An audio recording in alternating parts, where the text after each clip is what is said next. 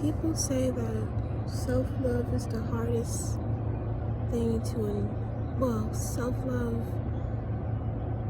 I feel like self-love is the hardest thing to embody.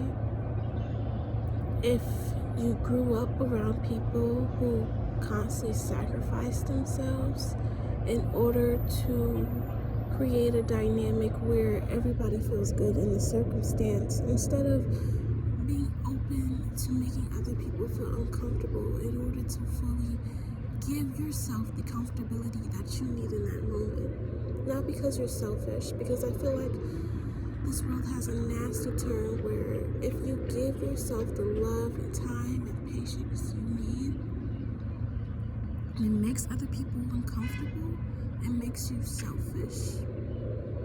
It doesn't make you selfish, it makes you not willing to abandon yourself in order to please other people's feelings. And that gives them an opportunity to look at themselves and look within themselves and see where maybe they were sacrificing their love for themselves, for that person.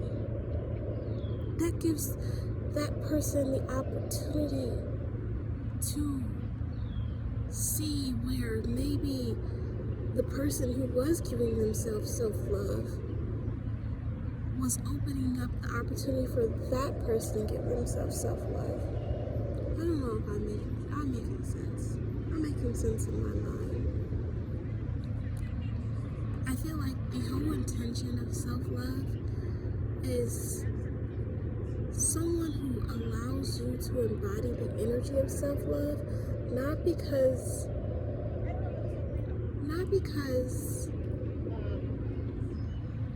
they don't want to be loved by that person who gives himself self-love, but because when you love yourself, the type of love you give is very different to another person. And the embodiment of giving out love, when you are in the embodiment of self-love, it's a whole different frequency of love. It's a real frequency of love, because that person is the very embodiment of love, because they're giving themselves love. And since they're giving themselves love, the love that they give really comes from the genuine place of their heart. It's genuine, it's real, it's not performed, it's not fake. It's not fake. You know it's not fake. And you know it's not performance. And you know that there's no resentment towards that person giving you that love. Because they're doing it from an embodiment of self-love. They're doing it because they really genuinely want to. Think about it like this. If you are the type of person to sacrifice yourself constantly when you're in the energy of love, don't you think that you'll start building resentment for that person who is just thinking, okay, this is how they like to give love? Don't you think that? Don't you think that that person who is giving performative love to another person is going to start resenting and hating the other person for not performing the same exact one? Because they're not doing it out of love, self-love. They're doing it out of wanting something that's already within them to be reflected externally to them, even though they're abandoning their love in order to give to another person. And I realize that if someone is in a circumstance of constantly abandoning themselves in order to just seem like the better person, or the person who, I love people, I'm so kind, I'm so nice. If that person keeps giving out love out of sacrifice, out of putting themselves in a position where they're harming themselves to make other people feel better, and not in a way like actually harming themselves, but they're they're literally sacrificing their energy, their time, and their precious energy that they get poured to themselves onto another person constantly. And that builds so much resentment and anger.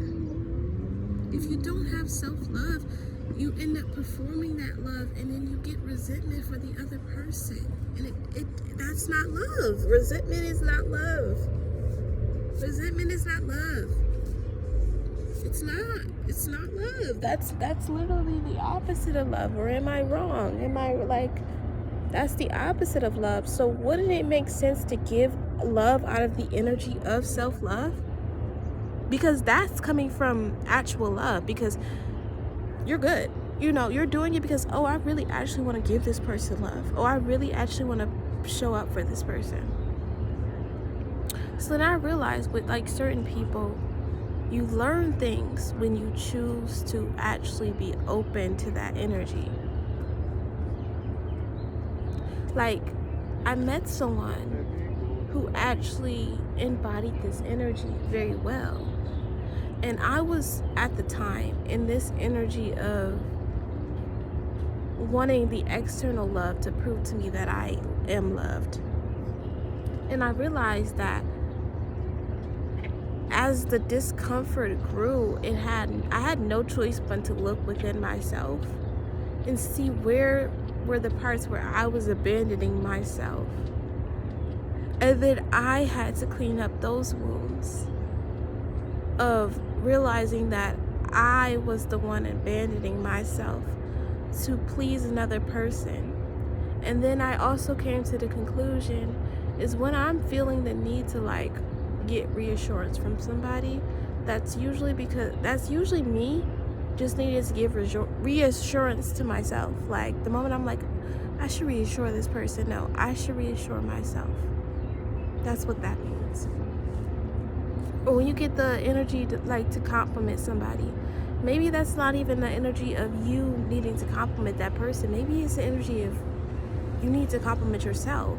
Sometimes you get that positive, you get a certain note to do something for someone else, and usually it's not because you want to do it for someone else, it's because you want that same energy reflected back to you. So instead of giving that energy that you want reflected back to you to yourself, immediately you already get the thing that you want, you give it to somebody else so that can show up from the external instead of the internal, because the external, you see it in the 3D, so it's perfect. But if it's the internal, that's nothing. But it don't do nothing for me. That's not external. There's no proof. But when you are doing something from the energy of the internal and choosing from the space of doing something from the internal, it allows you to see